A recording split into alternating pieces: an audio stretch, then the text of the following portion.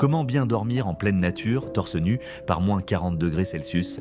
Regardez cet homme qui me ressemble. Pour éviter de geler, il a dormi dans le ventre d'un cheval. Le lendemain matin, Glass fit ses adieux à son fidèle compagnon et poursuivit sa quête de vengeance. Pendant ce temps, Gérald et Bridger étaient rentrés au camp. Ce matin-là, un homme blanc passa soudainement devant le camp. Étonnamment, il tenait la gourde de Glass et Bridger l'a reconnu immédiatement. Il l'avait laissé à Glass avant de partir. Ce n'est qu'à ce moment-là qu'ils comprirent que Glass n'était pas mort. Gérald, apprenant cela, paniquait et projetait de s'enfuir avant de secourir Glass. Le capitaine organisa aussitôt ses hommes pour rechercher Glass dans la forêt. Ce n'est que le soir qu'ils le retrouvèrent enfin, épuisé, dans les bois. C'était incroyable. Tout le monde, sauf Gérald, le croyait mort. Le lendemain matin, le capitaine fut le premier à revenir en courant, craignant que Gérald ne se soit échappé. Mais il était trop tard. Gérald avait non seulement pris la fuite, mais il avait aussi forcé son coffre-fort et volé tous ses biens. À son retour, le capitaine abattit Bridger et ordonna à ses hommes de l'emprisonner en attendant son procès. Heureusement, Glass intervint à temps et raconta au capitaine ce qui s'était passé. Il expliqua que Bridger ignorait totalement que Gérald avait assassiné son fils et l'avait trompé,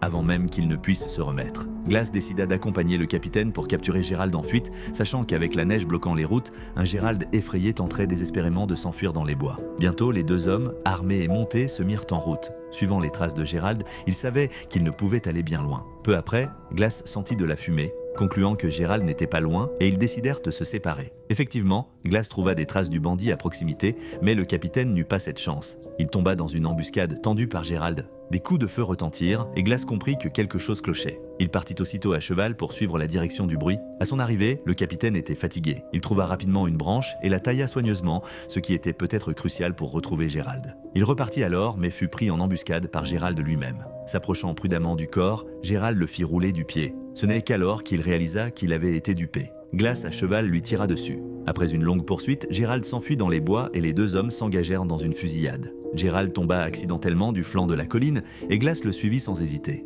Leurs munitions étaient épuisées et Gérald, conscient de ses forces épuisées, tenta un dernier effort, expliquant qu'il avait accidentellement tué son fils. Mais une telle explication serait-elle efficace? Glass bondit en avant, lui sectionnant instantanément deux doigts. Les deux hommes engagèrent aussitôt un combat rapproché. Poussé par la vengeance, Glass maîtrisa rapidement Gérard. Mais alors qu'il s'apprêtait à étrangler le méchant, le bruit de sabots de chevaux le parvint soudain au loin. Levant les yeux, il vit la tribu Lee le poursuivre. De toutes ses forces, Glass jeta Gérard dans la rivière, se laissant emporter par le courant. De l'autre côté, la tribu Lee captura Gérard et, rempli d'une haine profonde pour eux, le scalpèrent à coups de couteau. Ayant enfin accompli sa vengeance, Glass, libéré de tout regret, attendait sa mort. Contre toute attente, les hommes de la tribu Lee passèrent devant lui sans l'attaquer. Il s'avéra que la femme qu'il avait sauvée ce jour-là était la fille du chef de la tribu. Le film s'achève ici.